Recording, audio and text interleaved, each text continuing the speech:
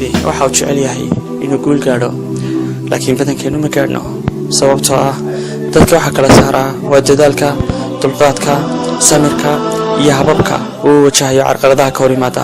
waayo meel kastoo doonayso inaad gaadhaa hadaf kastoo doonayso inaad ka rumaysaa riyo kastoo doonayso inaad ka run sheegtaa oo aad ka dhigta mid dhab ah iyo waxa ka xiga carqaladahaasi waxay kugu khasbayaan mararka qaarkood haddii aanad u samrin oo aanad kala hortegin samir iyo dulqaad inaad dib uga laabato halkii aad ku socotay waxaana kaalmoonaya jaada kaliyaata laakiin haddii aad u samirto oo aad indhacday ku gasho hawsha aad doonaysay waxaa hubaala inaad ka dhawayn doonto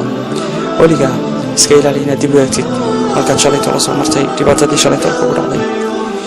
adiga oo warwarsan laakiin dib u eeg halkii shalayto leh adigoo ka qaadanaya casharo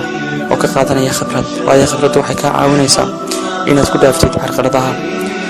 ha ka warwarin mustaqbalka waayo mustaqbalka wuxuu ka dhashaa maanta